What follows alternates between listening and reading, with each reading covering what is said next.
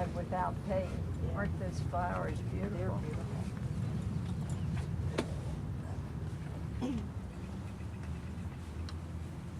Good morning. I'm going to start with the mandatory cell phones off announcement. And I want to welcome everybody here, immediate family, relatives, friends. Let's begin just by observing a moment of silence for Ralph.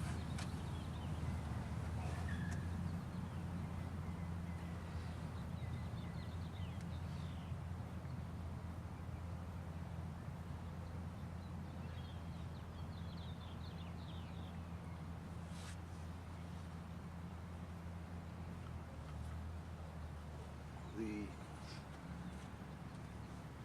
vital information is in the obituary. I'm sure that everybody's had an opportunity to read it.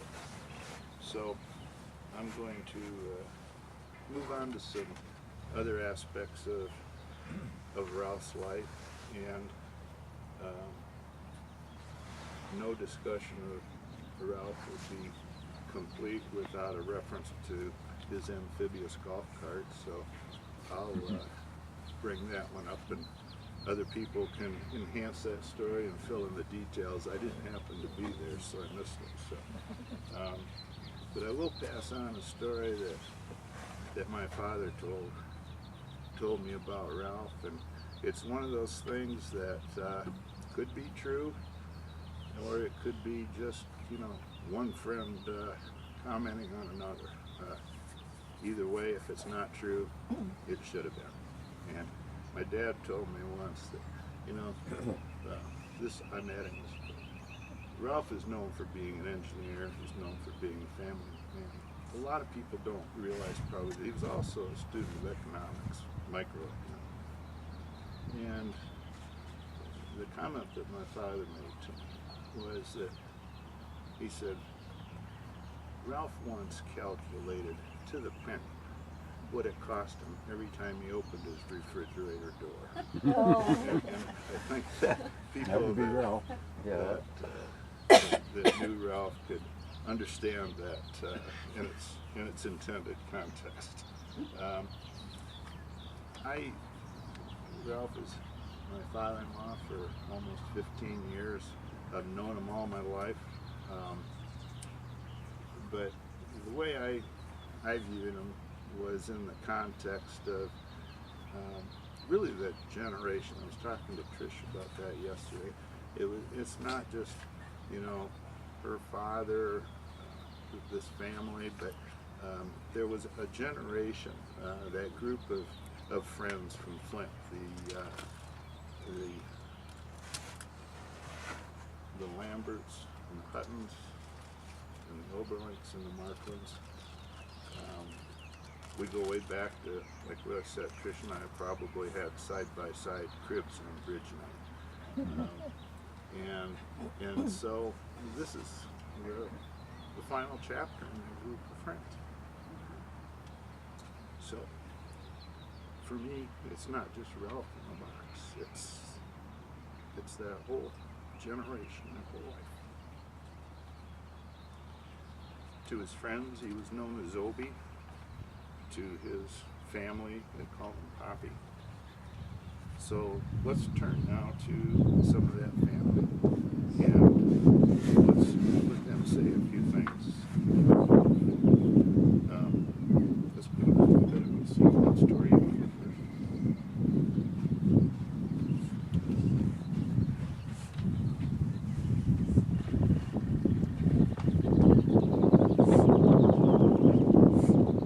He has left us, and we're so sad. Wonderful great grandpa, Poppy, and Dad. This loss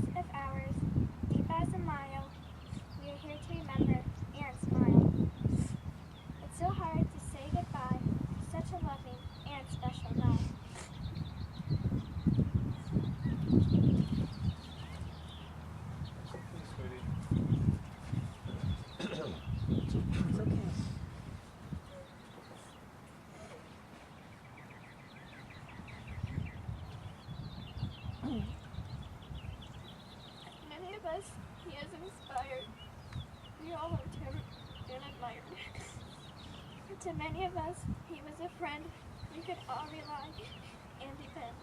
We will all miss him so much and dearly. Rest in peace, we wish sincerely.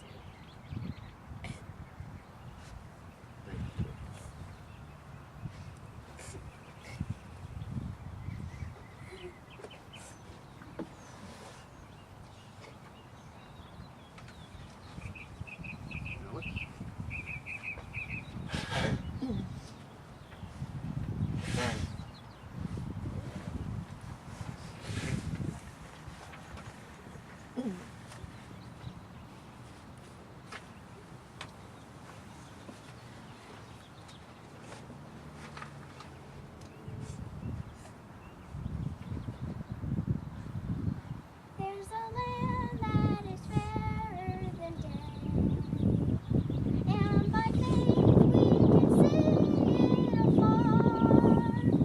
For the Father waits over the way to prepare us a dwelling place there, in the sweet by and by. We shall meet on that beautiful shore, in the sweet by and by. We shall meet on that beautiful shore. We shall sing on that beautiful shore the melodious songs of the blessed, and our spirit shall sorrow no more. Not a sigh for the blessing of rest, in the sweet by and by. We shall meet on that beautiful shore, in the sweet by and by. We shall meet on that beautiful shore.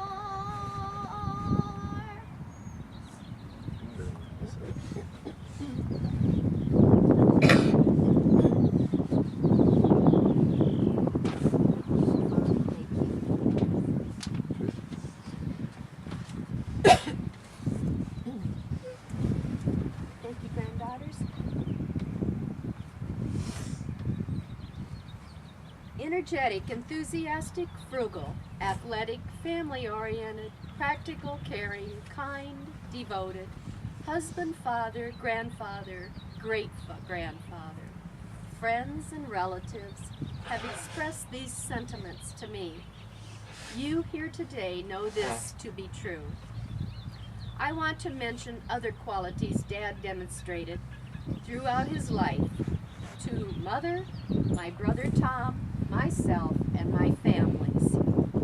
This gentleman was an amazing, supportive, and reliable father and husband who did anything and everything he could to take care of us, protect us, and make our lives better.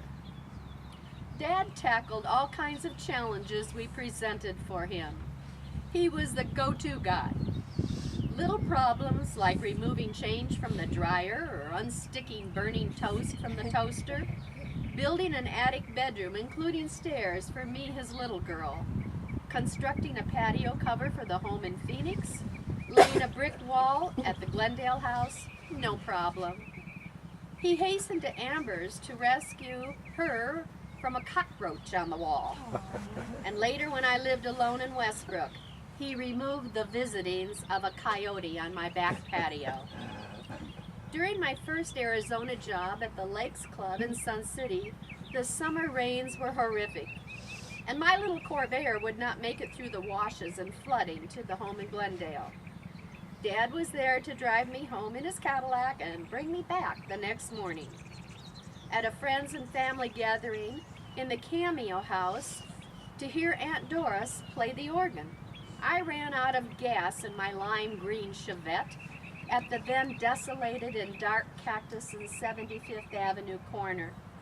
Strangers called Dad, and he was there immediately to rescue his frightened daughter. Dad was in Nashville to help Tom with my move to Detroit. Alone in Phoenix with a 2-year-old in serious trouble with asthma, Dad and Mom were there in minutes. Dad to get Amber and me to St. Joe Hospital, and Mom to stay all night with Mark. When Tom had his bouts with his physical problems, Dad and Mom were there, both in Michigan and in Arizona. Reliable, supportive, Dad and Mom. One of Dad's goals in life was for Tom and me to see the 48. We missed Montana. All of these were great car trips with lots of singing. Tom and I know more songs from the 30s and 40s, and of course we sung our favorite, The Bear Went Over the Mountain. We drove through the redwoods in California, visited Bourbon Street in New Orleans, saw Little Abner in New York, the DC monuments, and Miami Beach numerous times. He wanted us to learn about our country and to experience it firsthand. An intelligent man, Dad was a great teacher. If we wanted to know some scientific reason something happened in this world, we went to Dad. He knew and he could explain. We benefited from his willingness to guide and instruct. Admittedly, it was exasperating for him to work with me in algebra, but lots of late-night tutoring earned me an A. Dad had an easier time with Amber and a way easier time with Mark. Oddly, Dad tolerated actions that others might not. When young Mark watered the dirt alongside the fireplace at the Lyle Street home, enough to make a huge muddy mess, Dad was pleased that Mark had made his rabbit trap. When I carved all of Elvis's songs on the breezeway garage door, another parent might have been upset. Dad was sorry he could not move the door to Arizona. We were lucky kids because we got to experience a different life, and for the time, an interesting one. We always had gardens, so we appreciated what the earth and our work produced. We had the first round 9-inch TV on the block.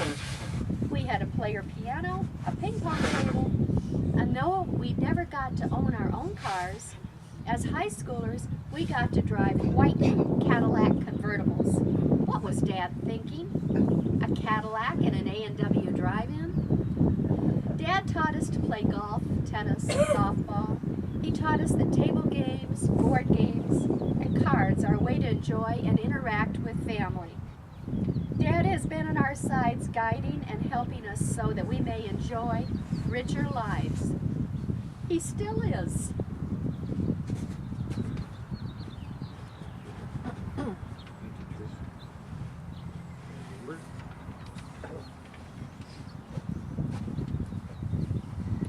There are many memories I have with Grandpa.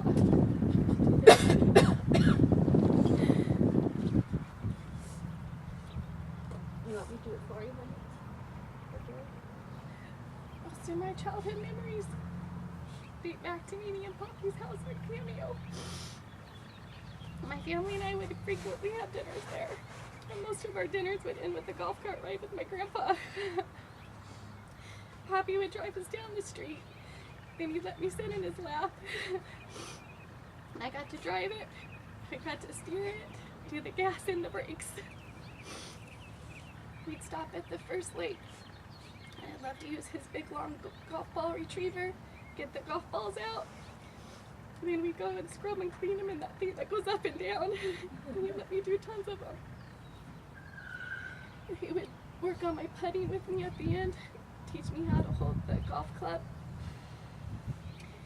And at one time he even crashed his tool wall in. He was pushing on the brake and I was pushing on the gas, and the golf cart listened to me and down went his whole tool wall. He wasn't mad though. Another thing we did on the golf cart, we drove through the sprinklers. We had aim for them. We'd be drenched by the time we came home. There's many more wonderful times, like climbing up on his roof and watching the fireworks on the 4th of July. Poppy taking me ice skating. And Mimi watching me compete at Metro Center. Playing shuffleboard, tennis, and bowling together at the rec center. But most of all, I'm grateful for the relationship he's had with my family. And they got to know their great grandpa. And They will never forget our puppy.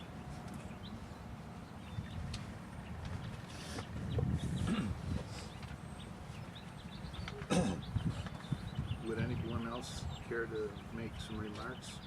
Please feel free. Will?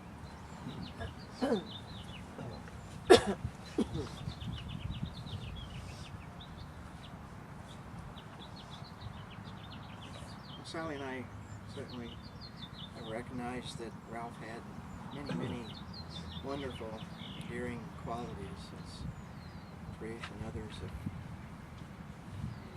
made testimony to this morning. But one of the ones that we recognized was that Ralph was so young at heart. And he also had so many wonderful memories that he would share with us, which is usually a indication that somebody's had a really great life. But an example I'm going to share with you is an occasion when Ralph invited Sally and I over to his place last year for dinner. And after dinner there was some entertainment, kind of a one-man band. I guess it was a man that had a synchronizer. He played and he sang.